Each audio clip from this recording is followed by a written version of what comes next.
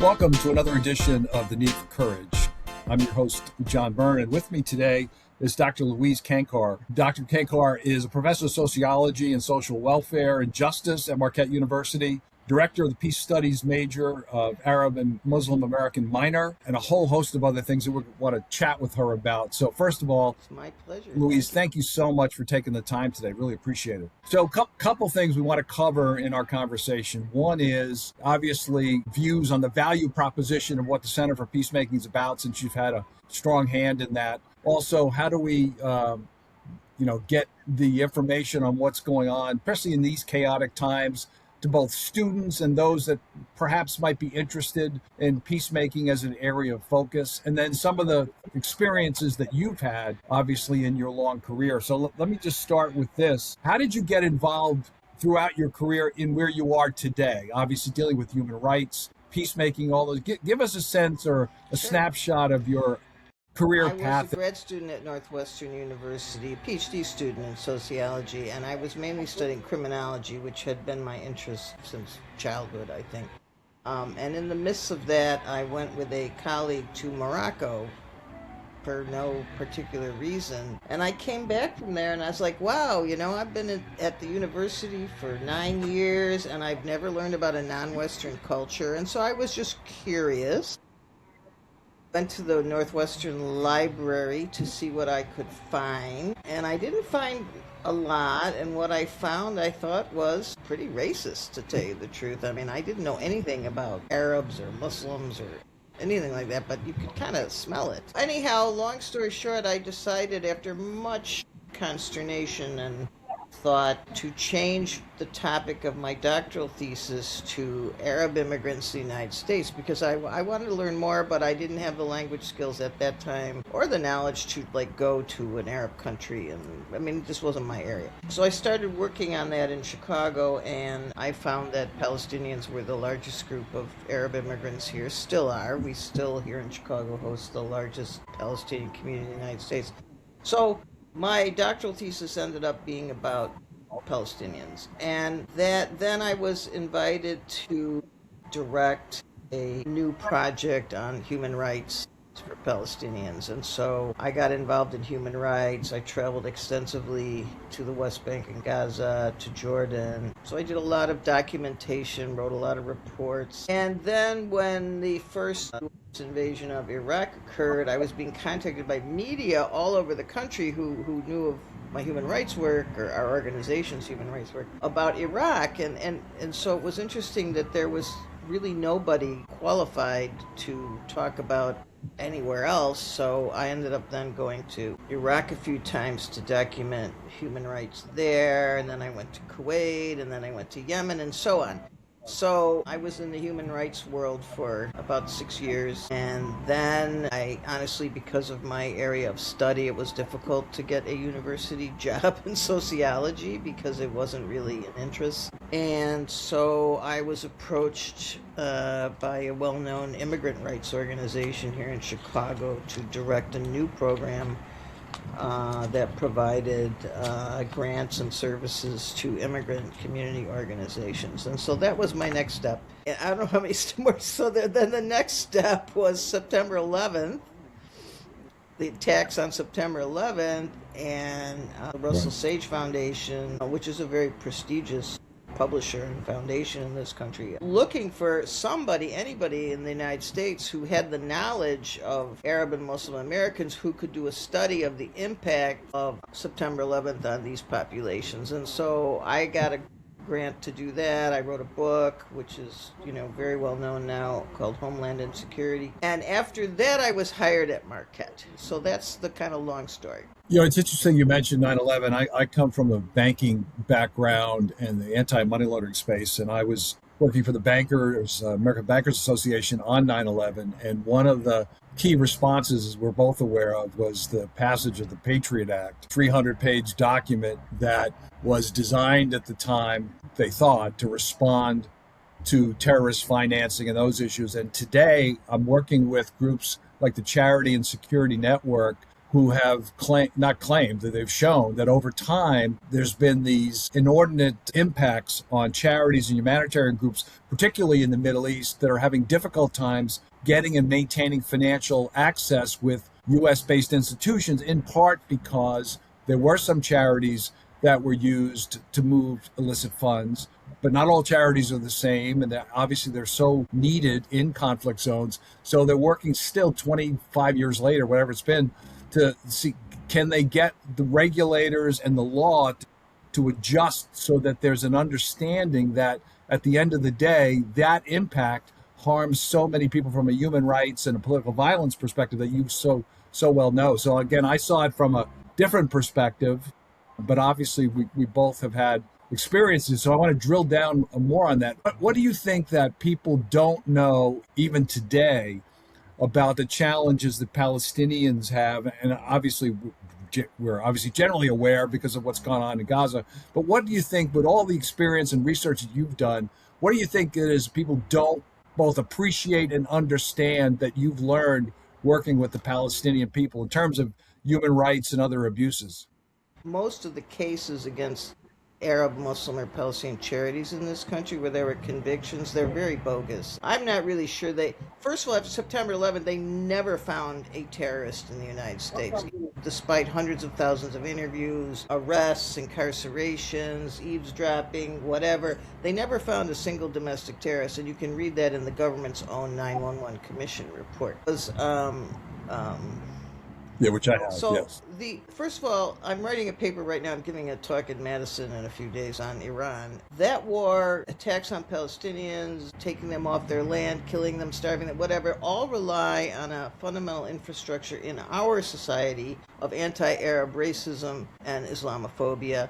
This idea that they are lesser human beings, that their religion is brutal, that they're uncivilized people. And you can hear it in the talk of those who are supporting this unprovoked attack on Iran right now, and Israeli aggression also in the area. So, the role of stereotypes in the United States, this is true, was true with Native Americans, was true with African Americans, Asian Americans, Latino Americans, is now true for Arab and Muslims, that without the stereotypes and the repeated argument that they're terrorists, which if you look into it doesn't hold up to water. There are a few terrorists, absolutely, and I think there are in every culture and society, but that stigma has been falsely created in large part, significant part, by the U.S. government, and including these cases against charities, which I will be talking about in my talk on Iran, alleging that, for example, the Holy Land 5 case, alleging that support for Palestinian children amounts to terrorism. This is the Holy Land 5 case. Government appeal. The government won the appeal because feeding Palestinian children creates future terrorists and therefore is even worse than an act of terrorism. So humanitarian aid is worse than an act of terrorism if it's given to a Palestinian child, because they will become a terrorist. That this kind of logic is acceptable to judges and juries in this country is only proof of how deep those stereotypes are. So I don't know, that's like kind of one fundamental, I think. Definitely interested in your paper when you released that. So you walked us through from your career to getting to Marquette, and obviously part of what we want to talk about today is the role of peace studies and why is it important. It's been around now. The center has been around now for over a decade. Give us your sense of what makes that Marquette's program both distinctive and why students and others should consider the value proposition of being a part of that. I mean, I was hired at Marquette in a major called Social Welfare and Justice, which is beautiful because even I was hired at Marquette in 2000. Even then, and still today even, sociology is not ready for the kind of work I do and the kind of people I study. They're still kind of censored and marginalized, but it's the beautiful Jesuit tradition at Marquette. I love it that saw that, hey, this person's work is valuable. It's valuable for social justice. It's valuable for human equality. It's valuable for human dignity. So that's how I got hired. And I started working with the center, I think it was founded 2 or 3 years after I started there. with Father Simon Herrick, also an Arab Christian. To me, the value of the center and the way, since I've become head of peace studies, I've kind of redesigned it, and that's what I love about it, is that it's not just internationally focused, it's domestically focused. Because I felt that saying that we Americans could go all over the world and make peace between people or had unique skills to settle conflicts when we don't deal with our own conflicts and injustices in the country is kind of American exceptionalism.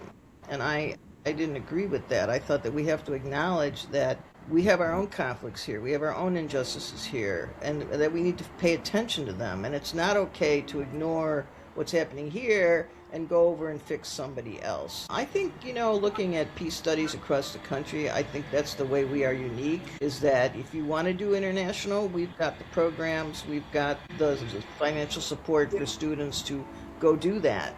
But if you want to do domestic, we also have the courses, the programs, and the financial support for that. So it could be hunger, being unhoused. And also the Center for Peacemaking has a lot of community projects. So it's not just talking the talk, it's walking the walk.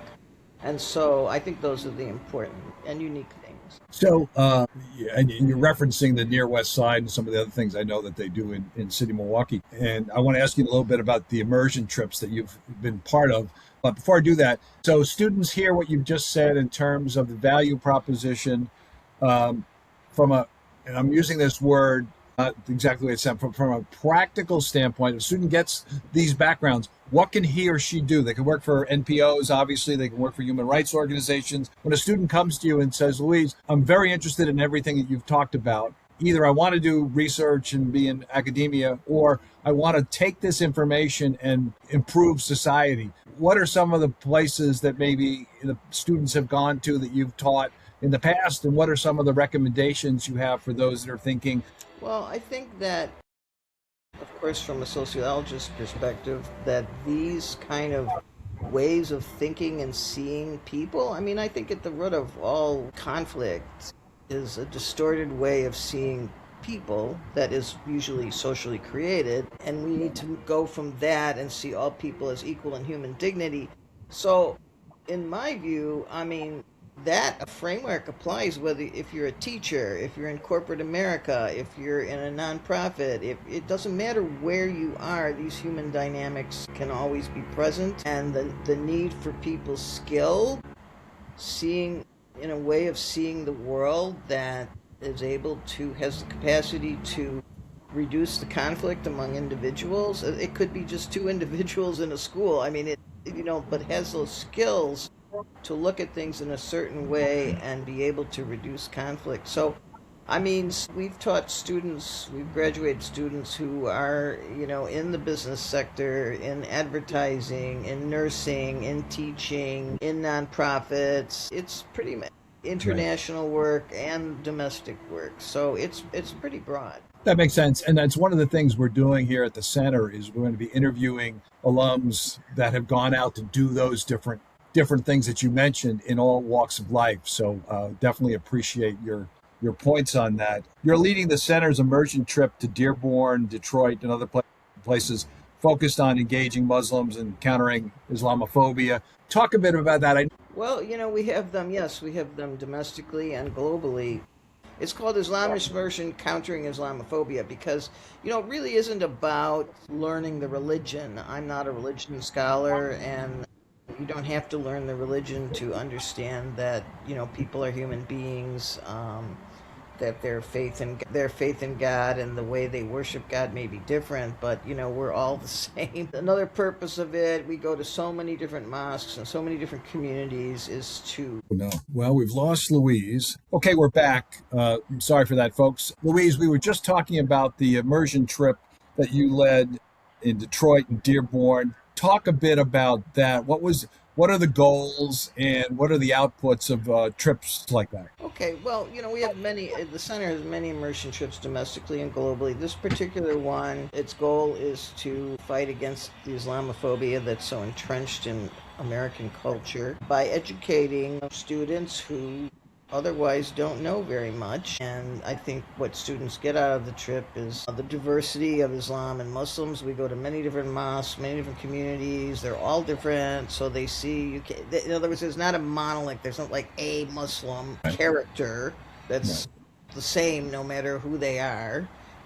It's just people who believe in God and practice that faith the same God, who practice that faith who worship in a slightly different way and have maybe some core values like family and justice and charity that are a little bit different from maybe Christians and Jews, the other monotheistic religions. And I think students were kind of amazed at what they saw, who they met, what we did.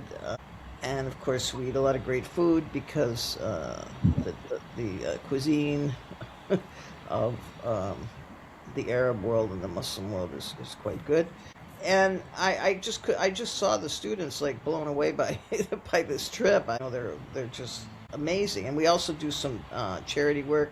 We go to Black Muslim communities, Arab Muslim communities, Shia communities, Sunni communities, Yemeni communities, Lebanese. I mean, all these different communities. Anyhow, when they come back, we want them to, focus on countering Islamophobia, doing what they can in their own circles to alter these stereotypes. And the product, towards the end of the school year, so the product is yet to be determined. I think I'm going to have them do small audio recordings on what they got out from this project and why others should also do the same. That sounds fascinating. From a source material standpoint, it's different question, but those of us that don't have much experience with the Muslim community, what are some sources that you would recommend for people that have virtually no understanding other than what they sadly hear in the media or from policy leaders who obviously are being more than discriminatory? Where are some places? I mean, I think what you're talking about is great because I think having students say, here's what I learned, that's actually a perfect example of a good source material. But what are some of the others, maybe things that you've written, or I know we didn't talk about this before we recorded, but I'm just curious, what are some of the areas where people can go to learn more about the Muslim faith in a positive light, just given, again, the times that we're in? That's an interesting question, and I'm not sure I can come up with a great answer. There's so much that needs to be done. I mean, one part of it, the part that I focus on more, is the human and civil rights violations that Muslims endure because of the stereotypes. And there you can go to the Council on American and Islamic Relations to read their research. Good point. Reports on Islamophobia. ISPU, the Institute for Social Policy and Understanding, does surveys all the time about Muslims in the U.S., Muslim schools in the U.S., and so on. But to learn about Islam, I don't know. I can't pinpoint one. Well, those are good source material. I've worked with those organizations and what I mentioned earlier, so I think that's great. And we'll put links to their websites in the show notes. So I think that's a good place to start. I'm sure there's an extensive volume of information people can go to, but that's super helpful. I don't want to. Go ahead. Sorry. I also thought about Georgetown University has a bridge initiative, which is about interfaith bridging, but they also produce a lot of nice reports. Okay. Again, none of these will teach you about the religion, but they will teach you about how Muslims live in this country. Perfect.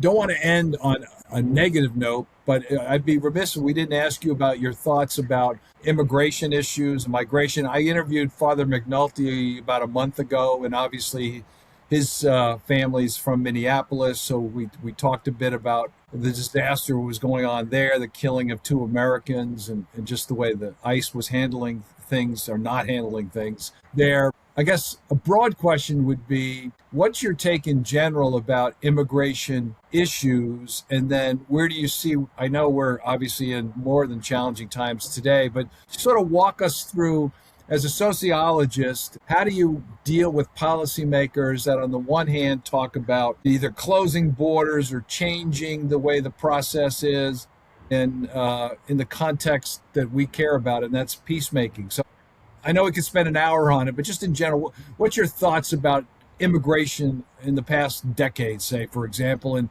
what recommendations do you have for all of us that, again, we can get more involved? Yeah, I could really say a lot, but I will just say fundamentally, I do not and we should not support any policy that undignifies people, that whether they entered the U.S. legally or illegally, and both of these groups are being talked about in undignified ways, in racist ways, in stereotyped ways. People are being arrested and put in chains and held in despicable conditions, all kind of under this pretext that because of maybe the way they entered this country that they're less than human. Any policy that stands on that kind of platform must be opposed. I mean, there are ways to deal with immigration issues. We do have immigration issues in this country. There are ways to deal with them that are humane, but what we see right now is a total lack of respect for other human beings, and it's pretty deplorable, to tell you the truth. I mean, if you want the longer scheme of things, immigration has been rising to this country especially since the 1990s. There's a lot of diversity in the country because of that. And we also have people on the kind of right claiming that they bring inferior cultures and inferior religions and they're not genetic.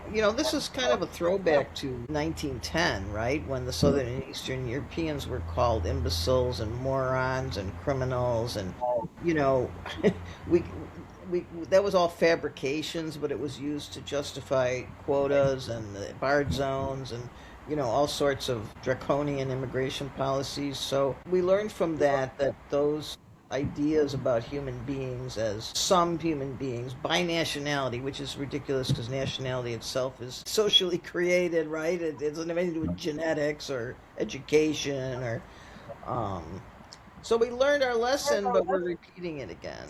That's what I see, is we're repeating the mistakes, the inhumanities but it's even worse because however the migration of, for example, Southern and Eastern Europeans, who were the main target then, they were never jailed, they were never chained, they were never put in cells with 50 other people forced to eat on the floor. So we've reached a new level of inhumanity, and that is, for those to whom it is acceptable, it's based on terms like criminals and idiots, right? It's based on these same stereotypes, just like the war against Iran. It's all built, public support, consent for these things is built on undignifying people and calling them names, and that just has to stop. So I want to end on something positive. So Louise, given everything you said, and obviously there's a lot more we could discuss, but you're involved in peace studies, you're involved in the Center for Peacemaking. So there are definitely students and alums that are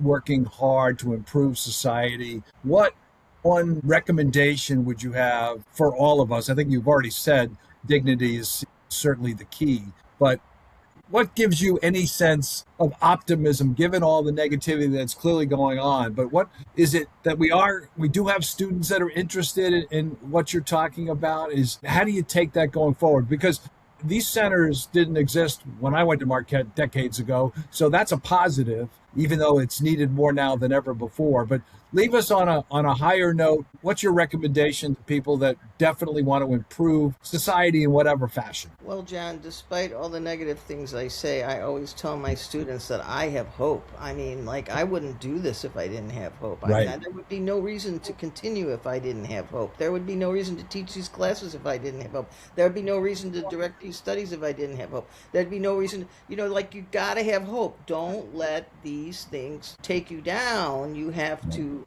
have the energy to fight, and I think what the center does is put a fire under that energy and a cushion as well under that energy, right? You got to have a cushion too. You got to have fire, but you got to have a cushion. You got to be able to relax and feel okay about yourself and the world to be able to keep fighting it. So it should never the facts of what's happening should never make one stop or fall over. They should make one rise and help other people to rise, and we need support for that, and that's what the center does. That's a great way to end this, Dr. Cainkar. Thank you so much for your time and, more importantly, what you do. We will look forward to additional research and other things that you are putting out, and we'll make sure that the students and others that are obviously very interested in what you're doing get access to that. So thanks so much for your help today. Really appreciate it. Okay.